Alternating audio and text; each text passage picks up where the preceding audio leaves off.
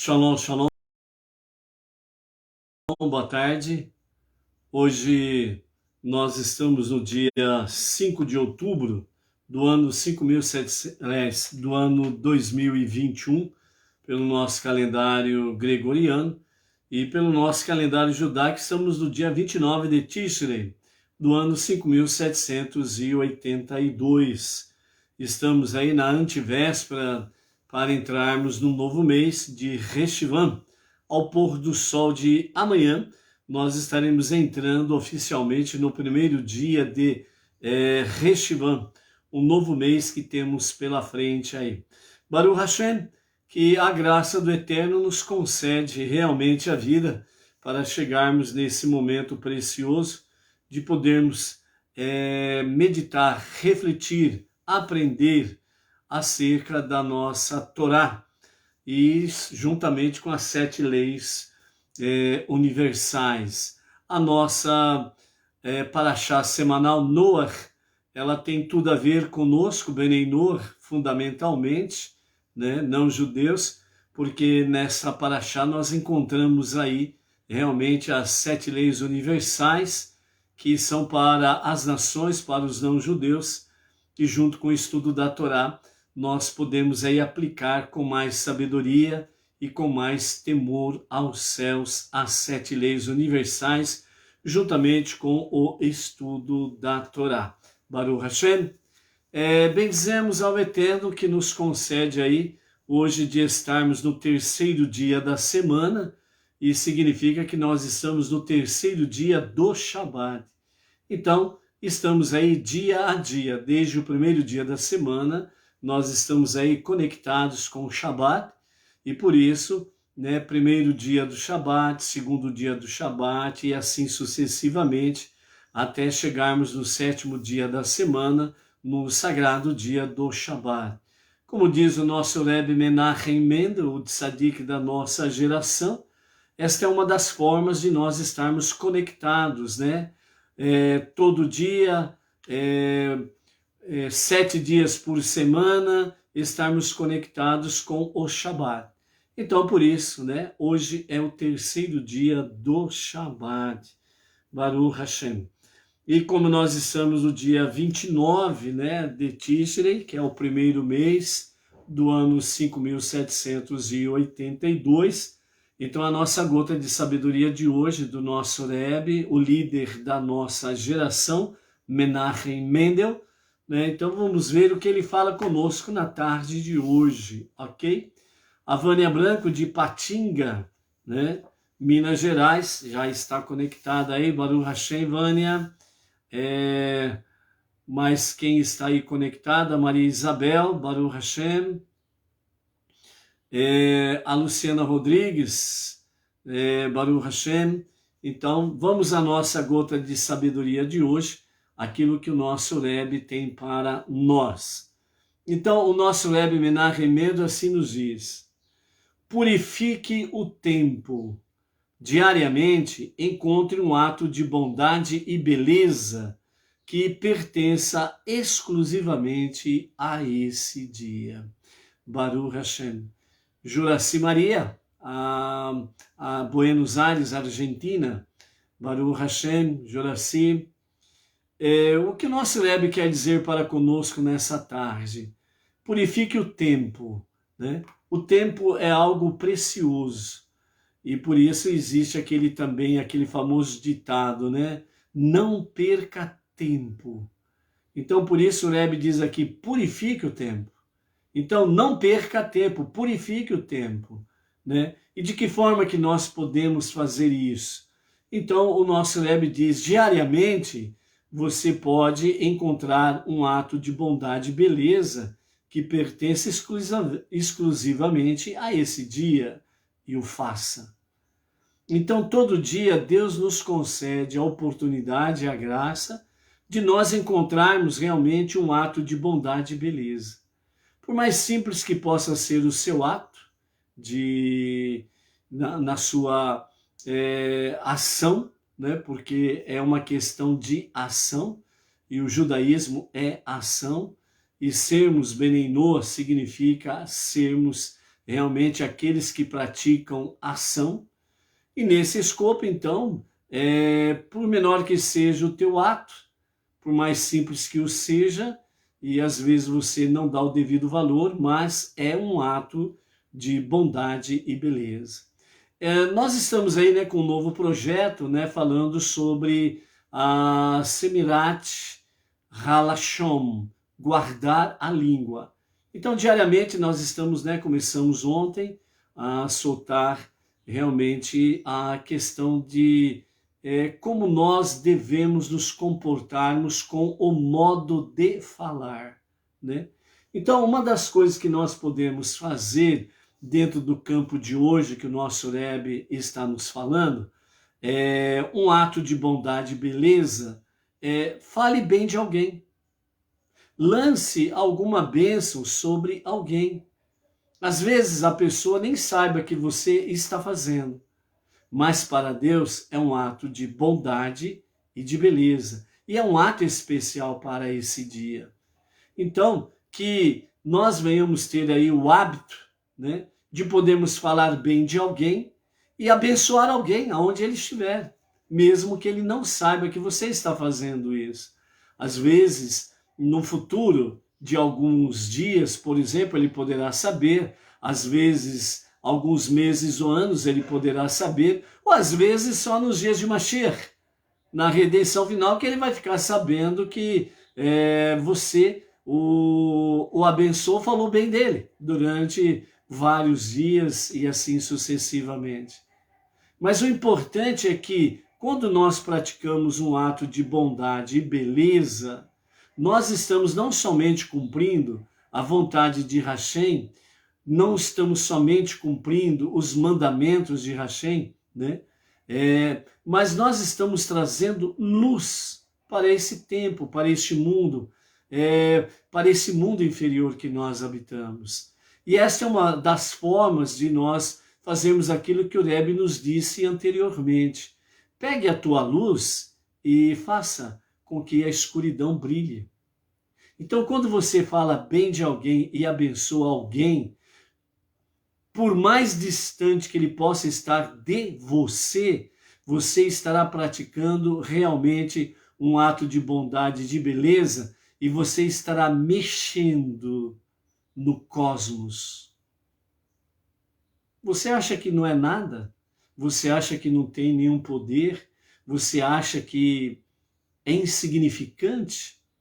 Mas Deus concede a cada um de nós a graça de podermos mexer com o cosmos, que significa o universo. De que forma?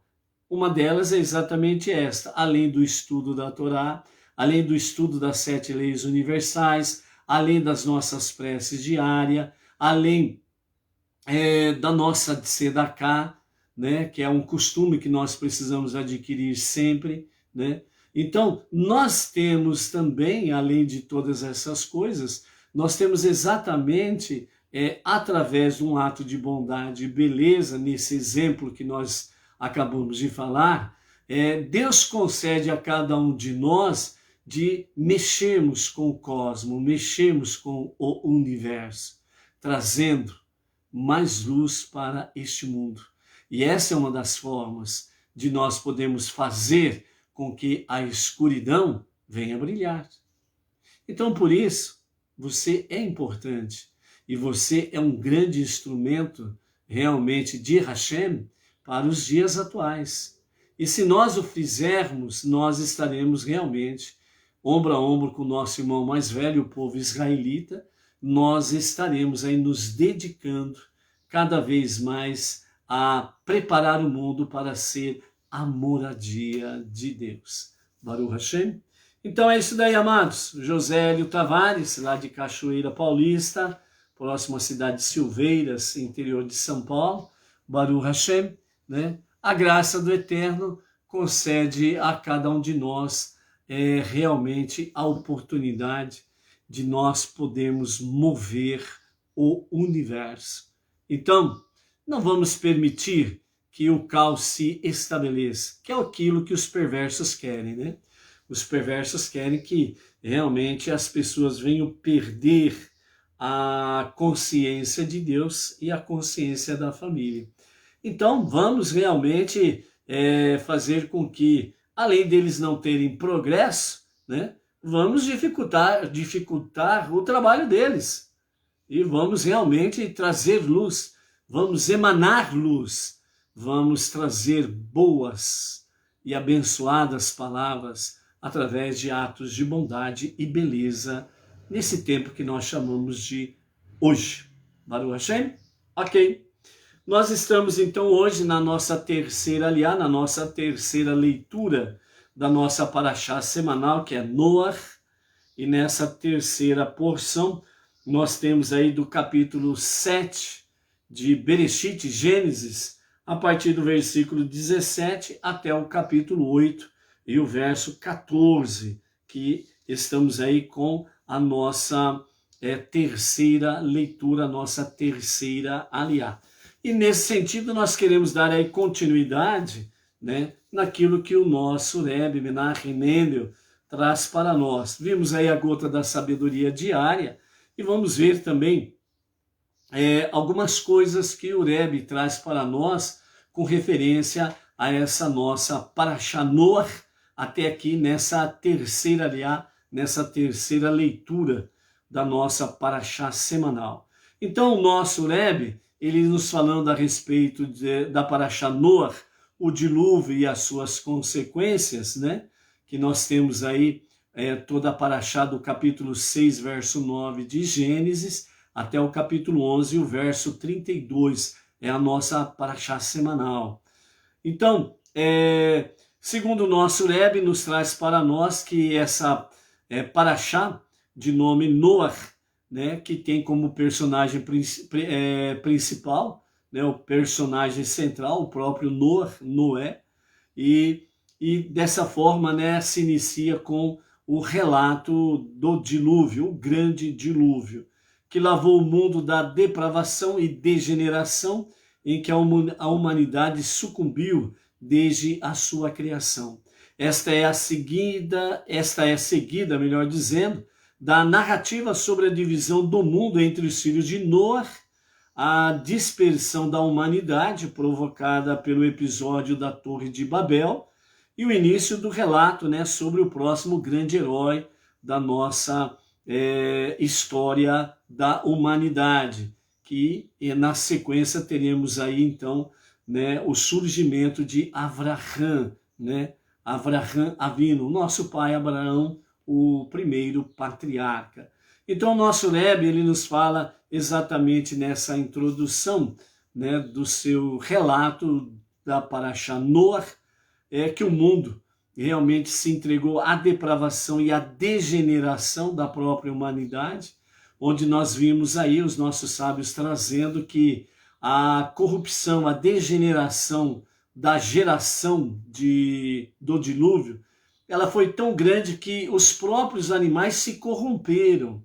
Os próprios animais, eles misturaram as suas espécies, eles fizeram cruzamento entre espécies, o que é proibido pela Torá, né?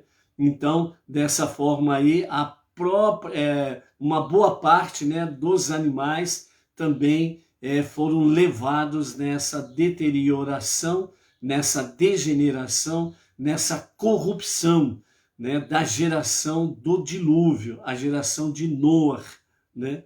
Então, o episódio dessa geração, ela foi tão perversa que realmente eles perderam linha, carretel e alguma coisa a mais, vamos assim dizer, em que realmente perderam toda a ética, moral, né, espiritualidade, não tinha praticamente nada, e piorou ainda mais, né?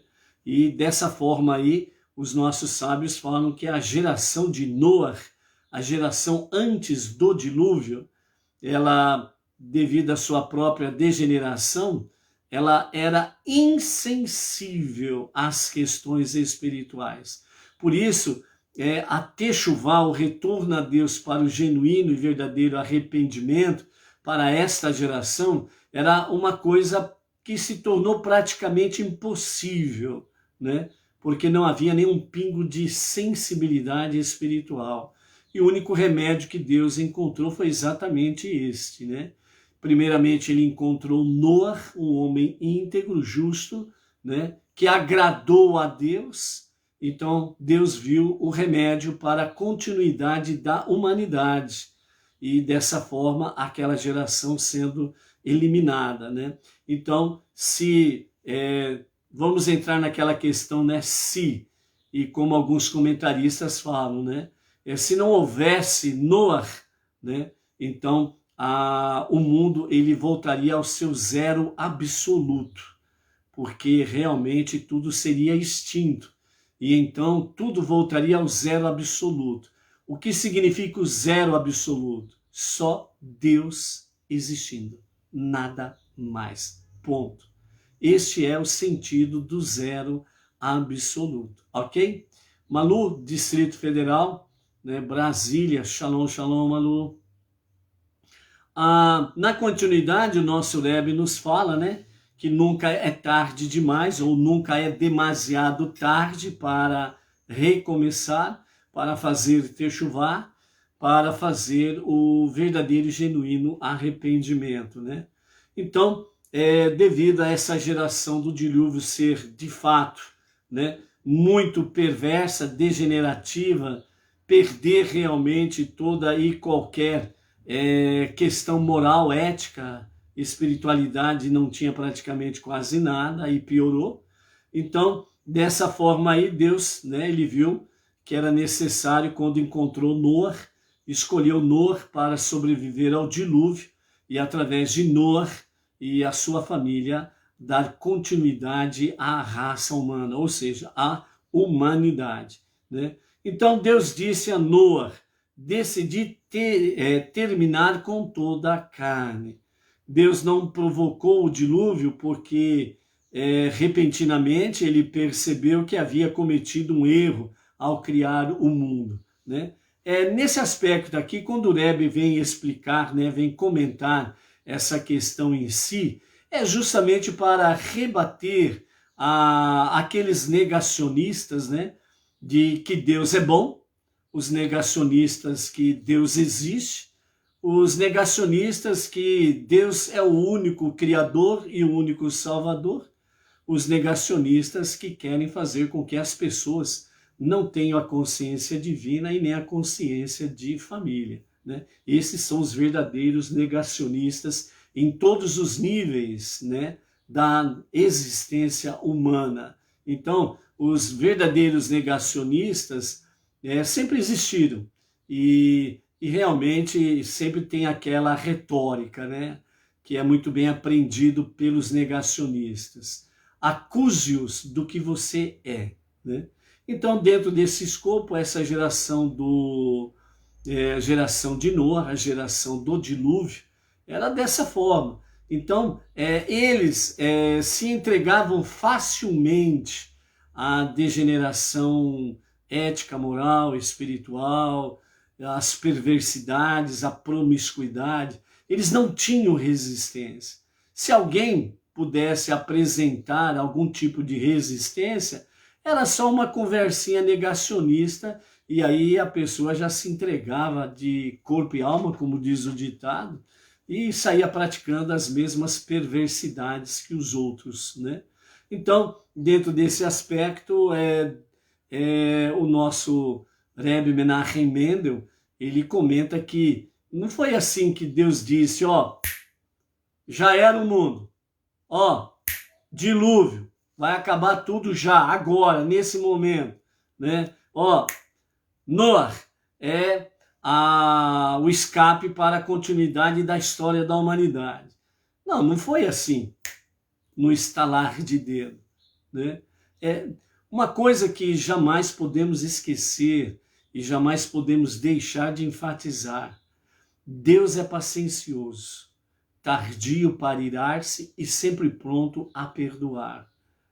Nesse mesmo escopo, não podemos esquecer que Deus, ele sempre agiu com graça, que significa, ele sempre deu tempo necessário para que o ser humano, ele venha tomar consciência do seu pecado, da sua negligência, venha fazer techuvá, retornar a Deus para um genuíno e verdadeiro arrependimento.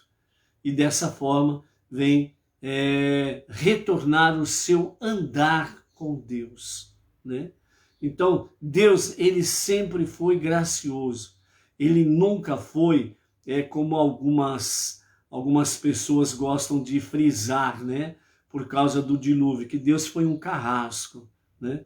Se ele sabia que ia dar certo, por que ele fez? Então, os negacionistas, eles agem dentro desse escopo, dentro dessa questão, e fica aí se batendo na mesma tecla, né? Batendo na mesma mentira, até que ela vire verdade. E mentira nunca, jamais virará verdade. Mentira sempre será mentira. E verdade sempre será verdade em qualquer tempo, em qualquer lugar e em qualquer situação. Então o nosso Rebbe, ele nos fala dessa forma. Então, não foi repentinamente que o dilúvio aconteceu nos comentários do nosso Rebbe. Ele procurou entre a humanidade de então, realmente, quem poderia, de fato, cumprir ou estar, né, como diz assim, completando os requisitos de Deus para que a humanidade pudesse ter uma boa continuidade. Então, dentre a humanidade, foi onde que nós vimos aí, em que a palavra fala que Deus viu Noé e agradou a Deus, né? Então Deus viu que Noé era um homem íntegro, justo, e isso agradou a Deus. E dessa forma, então, tanto os nossos comentários como o nosso Rebbe, ele nos fala exatamente dentro desse aspecto, dizendo que esse agrado, né? Noé foi o agrado de Deus, significa exatamente que Deus viu ali que há um escape para a humanidade. Não será preciso voltar ao zero absoluto, né? Então, a paciência de Deus, a misericórdia de Deus, a graça divina, ela foi até os seus limites para que pudesse haver, né, realmente um escape para a humanidade, a qual ele encontrou em Noé. Então, antes do dilúvio, a realidade estava confinada às forças incontroláveis da causa e efeito. Cada boa escolha fortalecia a bondade permanentemente e a má escolha reforçava o mal permanentemente, né? Então, nesse aspecto aqui, antes do dilúvio, né? O mal, a prática má, ela fortalecia a maldade e isso se tornava permanente. Então, aquele que se entregava à maldade, à promiscuidade, que se entregava ao erro, então ele não tinha caminho de volta. Ele não conhecia o caminho de volta. Então, para ele, realmente, a questão nunca é demasiado tarde. Para estes, antes do dilúvio, esta geração antes do dilúvio, não existia essa possibilidade. Por quê? Não porque Deus não lhes tinha dado, mas porque eles simplesmente não queriam. Então, a questão de nunca é tarde demais, isso estava apagado, vamos assim dizer, do vocabulário dessa geração. Então, quem praticava o mal, ele se aprofundava mais ainda na maldade. Isso daqui está no sentido de maldade, violação de todos os mandamentos, né? A idolatria e o mal contra o próximo, né? Então, eles desceram aos níveis tão baixos e perversos, né, que realmente a violência contra o próximo era cruel, sanguinária, assim como também a entrega, né, das práticas proibitivas não tinham limites. Eram coisas bizarras mesmo, certo? Então, esta era uma das características da geração antes do dilúvio, né? Então, o dilúvio veio e fez o quê? o nosso Rebbe diz da seguinte forma, que o dilúvio suavizou a realidade, introduzindo a oportunidade do arrependimento. Por isso, quando Noé emergiu da arca, o que ele viu não era um lugar arruinado, não era um mundo arruinado, destruído, né? Um mundo arrasado. Então, o nosso Rebbe diz que ele não viu uma devastação ou teve uma visão pós-apocalíptica, né? Que muitos gostam de falar nos dias atuais aí, né? Olha o apocalipse, não pode chover, não pode dar uma tempestade, já aparecem os profetas da fome, os profetas do apocalipse, né? Então, Noé, ele não teve essa visão. Noé não olhou dessa forma, né? Então, ele olhou, sim, o mundo como um mundo novo e um mundo fresco. Então, quando ele sai da arca e ele respira o ar exterior fora da arca, então ele sente ali e vê um mundo novo e um novo frescor, né? Aquele cheiro, né, de vida, cheiro, né, de coisa saudável, né? Então é aquele bom aroma que refrigera a alma da pessoa. Então essa foi a visão que Noé teve quando ele saiu da arca. Então dessa forma ele viu que o mundo novo, ele estava plenamente promissor e ele estava livre dos grilhões do passado. Por isso que as águas do dilúvio, quando passaram, né, de uma forma mais simples, lavou a terra. O dilúvio lavou a terra de toda coisa ruim. Simples. Alguém pode dizer assim, mas Deus não poderia fazer com que aquela geração se arrependesse? Primeiramente, Deus não quer robôs, né? Essa é uma realidade. Deus, ele não liga um botãozinho ali e ele fala para você, direita, e você vira direita, esquerda, esquerda, para baixo, para cima. Você não é o João Bobão. Você não é aquele boneco inflável, né? Que assopra um vento nele, ele vai na direção que o vento sopra. Não. Deus, quando ele criou o ser humano, a característica inerente no ser humano, ímpar, peculiar do ser humano, das outras coisas criadas, é exatamente o livre-arbítrio. E é por isso que os nossos sábios falam, o livre-arbítrio eu decido se eu quero servir a Deus ou se eu não quero servir a Deus. O meu livre-arbítrio me dá este potencial de dizer, eu faço o bem ao meu próximo porque eu não quero o mal para mim. Eu não faço o bem ao próximo porque eu não quero fazer. Então esse é o livre-arbítrio. E nesses dois exemplos está realmente numa fusão os 10 ditos, as 10 palavras do Eterno, popularmente conhecido como os 10 mandamentos. A sua relação pessoal com Deus e a sua relação pessoal com o próximo. Então essa geração antes do dilúvio, eles não tinham essa questão, eles não tinham essa sensibilidade, eles eram totalmente insensíveis, né?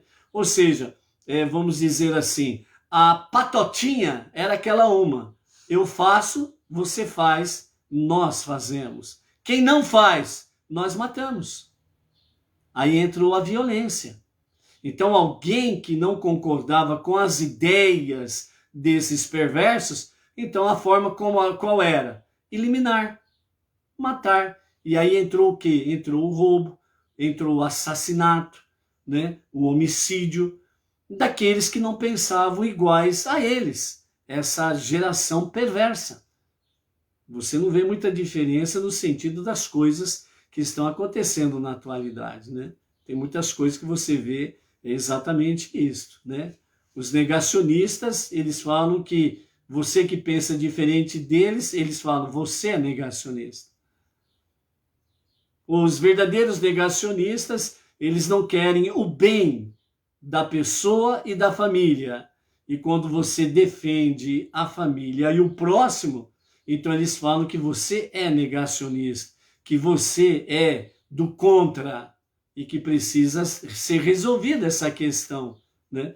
Por isso que tem muitos aí que dizem aí, ó, é melhor matar essa turma do não, porque aí nós eliminamos os negacionistas. Você já ouviu isso daí em várias redes sociais. É o que acontecia naqueles dias, na geração antes do dilúvio. A diferença era que essa geração simplesmente não entraram num caminho sem volta. Então, o dilúvio, Deus trouxe o dilúvio para mostrar às gerações futuras que nunca é demasiado tarde para o arrependimento, o retorno a Deus. Aquela geração, eles tiveram o seu livre-arbítrio, eles tomaram a sua decisão e, infelizmente, a sua decisão foi a mais perversa, cruel que poderia ser.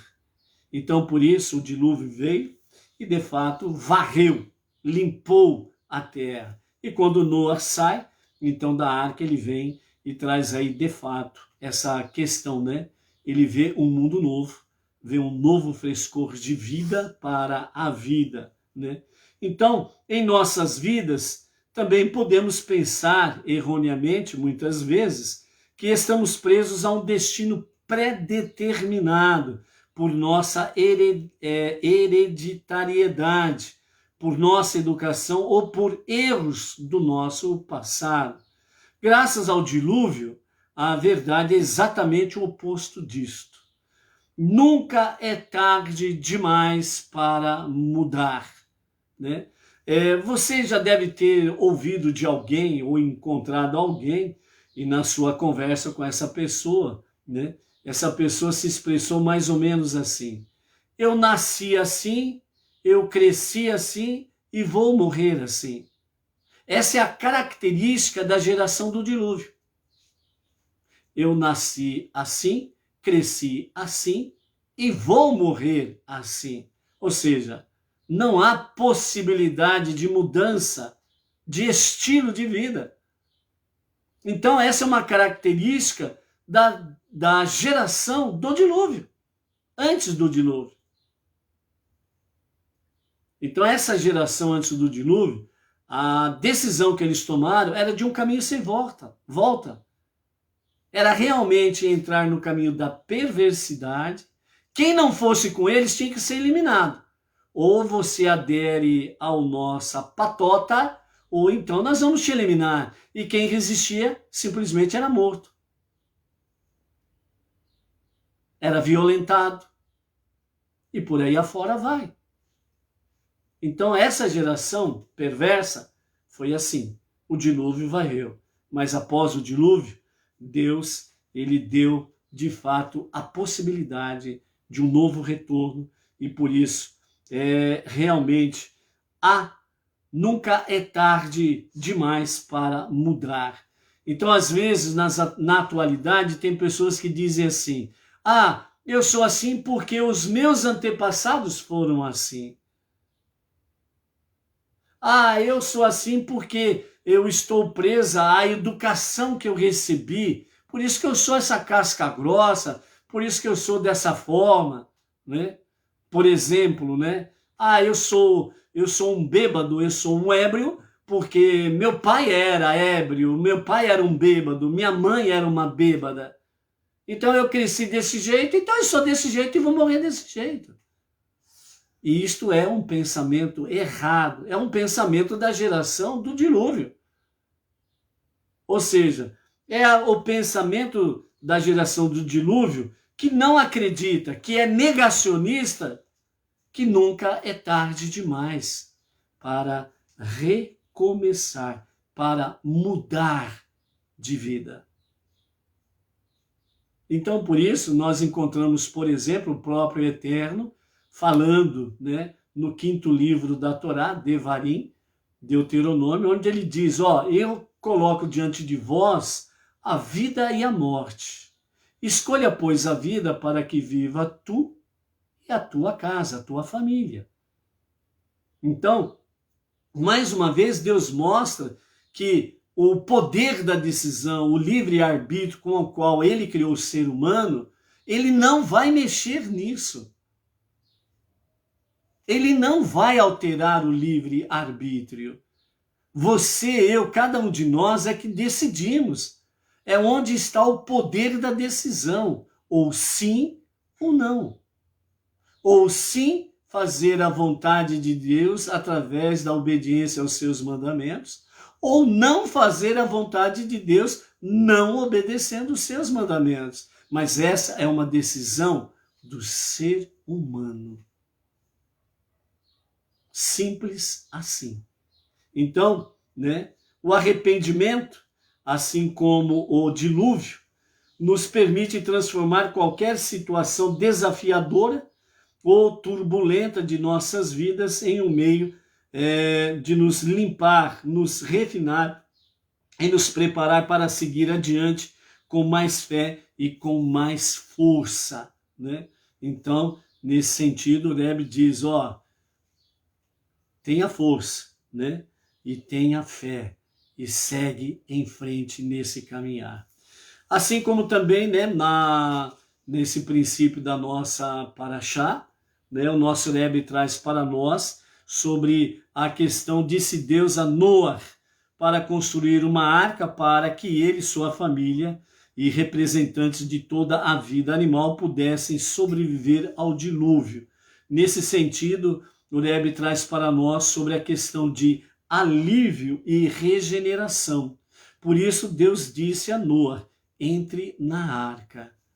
E dessa forma, então, metaforicamente, o nosso Rebbe traz para nós que nossa arca pessoal é o nosso período de estudo de Torá e nossas preces.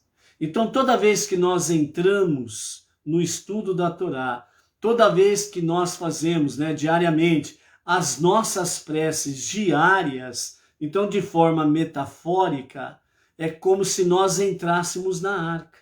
Disse Deus, entre na arca. Então, se nós queremos entrar na arca de forma metafórica, então nós precisamos ter continuidade, estudo de Torá e as nossas preces diárias. Então, assim, Noé e a sua família estavam na arca protegidos da inundação avassaladora que ocorria do lado de fora, Nós podemos, entre aspas, dessa forma metafórica, nós podemos entrar no mundo da Torá e das preces para nos proteger da inundação, das preocupações mundanas que ameaçam nos submergir, Então, por isso, uma das advertências é exatamente esta, Não olhe para o seu umbigo. Não alimente o seu nariz empinado. Não fortalece o teu queixo duro. E pare de moldar o seu tupete com gel da desobediência aos mandamentos do Eterno. Aí fica aquele topetão, com o gel da rebeldia, Então, nesse aspecto aí, o nosso Rebbe traz para nós que nós precisamos estarmos, entre aspas, de forma metafórica, estarmos dentro da arca, ou seja, dentro da Torá, das nossas preces diárias, para que nós não venhamos sucumbir realmente às inundações das preocupações seculares, mundanas, que estão presentes do lado de fora e que realmente nos preocupam, Então, quando nós entramos na arca, nós entramos de uma forma, vamos dizer assim, metafórica, mas ao mesmo tempo espiritual. Quando nós entramos na arca através do estudo da Torá e das nossas preces diárias, é como se nós estivéssemos entrando no templo, no Beit HaMikdash, chegando ali perto da cortina, que separa o Santo dos Santos do lugar dos santos, onde ficavam os sacerdotes, Então, dentro desse aspecto aqui, nós estamos ali, próximo de Deus, próximo do Santo dos Santos. É uma questão de continuidade para que as cortinas se abram e possamos definitivamente estarmos no Santo dos Santos, de forma metafórica, né? Dizer o quê? Estarmos realmente com o mundo transformado na moradia de Deus e então ser estabelecido definitivamente este mundo como a casa de Deus e estarmos continuamente a vida eterna, como é conhecida, na presença divina. Então, na realidade, amados, o que nós fazemos hoje é um treinamento, um exercício de fé, de confiança na promessa de Deus para o Olam Rabá, o mundo vindouro, a vida eterna, ok? Então, é muito útil, né, que a primeira coisa que fizermos logo no início da manhã seja imergirmos nas nossas preces matinais. Por isso, quando nós despertamos pela manhã, fazemos o Modé Ani, agradecendo a Deus, né, o Rei, por ter restituído de forma piedosa, misericordiosa, a nossa alma dentro de nós. Aí nós fazemos a nossa higiene pessoal, aí nós colocamos uma roupa do nosso dia, né? Fazemos a ablução, né? A lavagem ritual das mãos, que nos possibilita, nos capacita para que nós possamos entrar na arca e possamos estar realmente protegidos de toda a inundação externa. Aí fazemos o quê? As nossas primeiras preces da manhã, fazemos junto com ela o nosso Shema, fazemos junto com ela as nossas preces seculares para esses dias de pandemia, a leitura dos salmos para aqueles, principalmente para aqueles que estão com problemas de enfermidade, para que eles recebam a cura, sejam atendidos e prontamente restabelecidos, sem sequelas, né?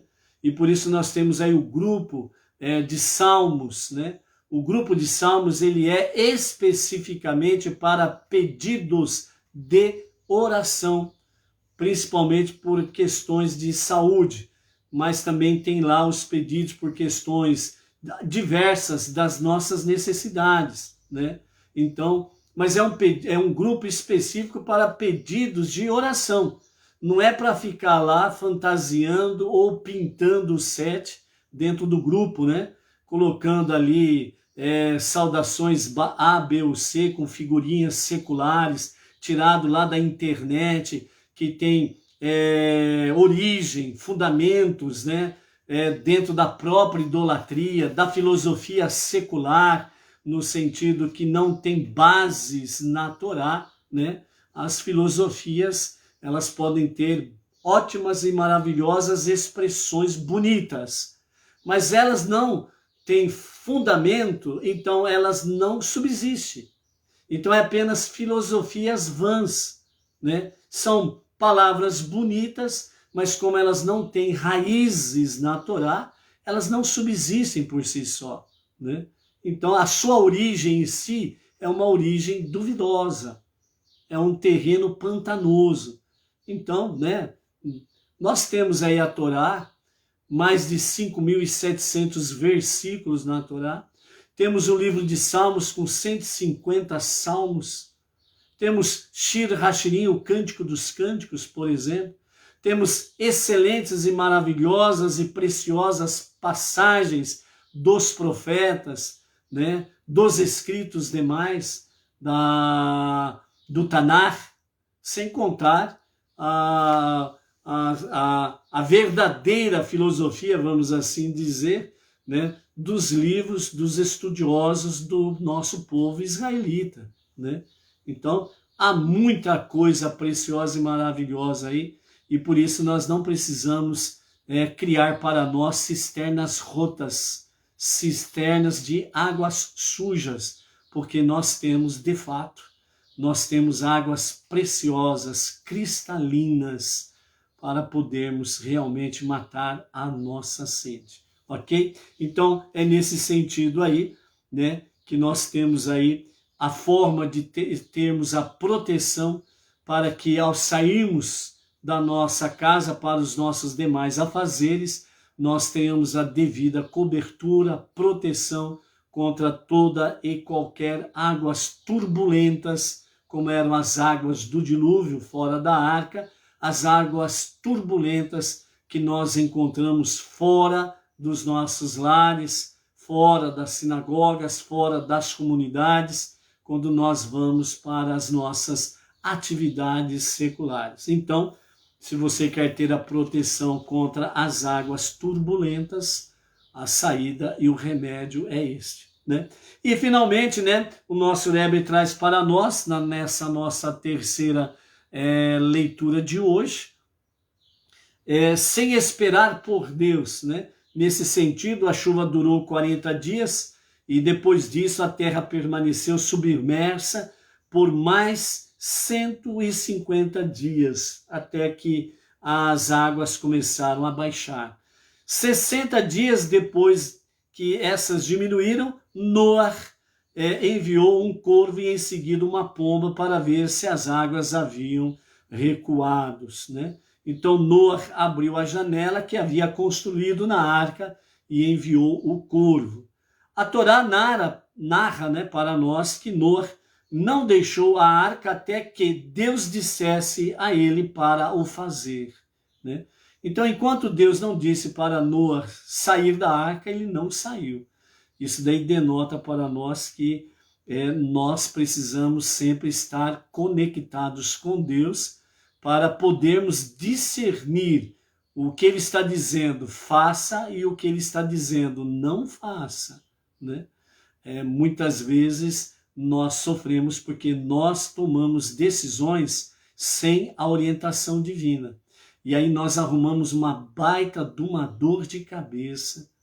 E aí nós passamos a ter um estado febril e nós ficamos aí vagando nessa dor de cabeça, nesse estado febril, né? Oh, Deus me abandonou, Deus me deixou. Não foi Deus, não fui eu que o deixei. Não, mas por que Deus permitiu? Então entra aí, né, uma dor de cabeça sem tamanho, um estado febril, que muitas vezes acaba trazendo, entre aspas, né, alucinações. Você entendeu o que nós queremos falar, né? Então, sendo assim, então, qual era o propósito de ver se a terra estava seca, enviando para fora esses pássaros? A resposta, segundo o nosso Rebbe, é que, uma vez que Deus confiou a continuidade da vida a Noé, este se sentiu responsável em tomar quaisquer passos naturais que pudessem encorajar a Deus a acelerar o recomeço da vida na terra.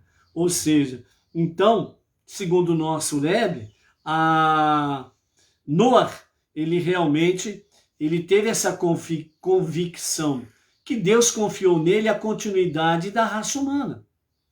Então ele não queria fazer algo que fosse fora da vontade de Deus. Então ele procurou ficar conectado com Deus. Ele não viu, ou melhor, ele não ouviu nenhuma ordem de Deus, saia da arca, porque Deus lhe deu a ordem, entra tu e a tua família na arca. E ele entrou com a família na arca. E agora ele ainda não ouviu a voz de Deus dizendo, saia da arca. Então ele ficou realmente nessa conexão com Deus, porque ele sentiu a responsabilidade que ele seria a continuidade da raça humana. Então ele não poderia agir de forma leviana, precipitada, sem sabedoria, sem alicerce, sem fundamento. E principalmente, ele não poderia agir sozinho sem Deus. Então ele ficou no seu canto, esperando a ordem divina. A dor do exílio é comparada às águas turbulentas do dilúvio. Assim como o dilúvio, somente Deus pode colocar fim ao exílio. No entanto, assim como Noé, podemos apressar a redenção, desejando-a ativamente e realizando todo o nosso esforço para acelerar a sua chegada.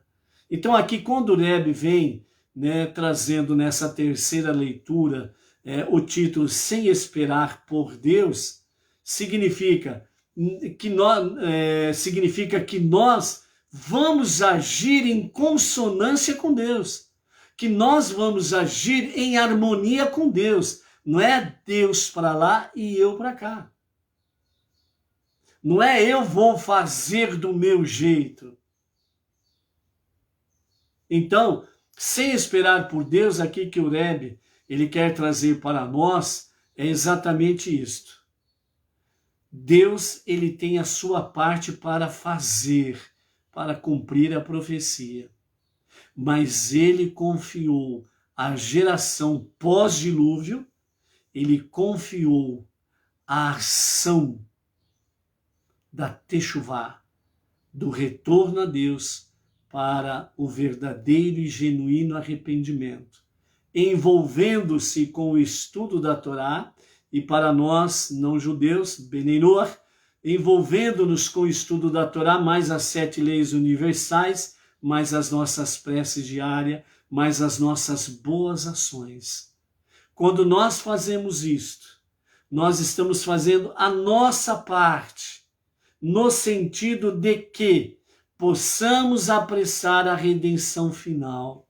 Então Deus vê os nossos esforços, ele vê que realmente nós estamos desejando, ansiando e buscando com todo o nosso coração, com toda a nossa mente, com toda a nossa razão, com toda a nossa emoção, com toda a nossa alma e com todo o nosso corpo, a redenção final, com a revelação do justo e o verdadeiro Mashiach. Então, segundo os nossos sábios e o nosso Rebbe, Deus ele acrescentou à geração pós-dilúvio o mérito da ação, ou os méritos das boas ações, para que os dias de Mashiach seja para os nossos dias e que seja para agora mesmo. Amém. Amém. Então, por isso, amados, o nosso Rebbe dizendo sem esperar por Deus, significa na realidade nós nos aliarmos a Deus, nós estarmos alinhados com Deus e através do estudo da Torá, as 7 leis universais, assim bem como as boas ações dentro do escopo de Sedaká, em todos os seus níveis, nós podemos, de fato, apressar a redenção com a revelação do justo e o verdadeiro Mashiach para os nossos dias, agora mesmo. Amém. Amém. Ok? Pela graça de Hashem, amanhã estaremos aqui na nossa quarta aliyá. Shalom, shalom. Até amanhã.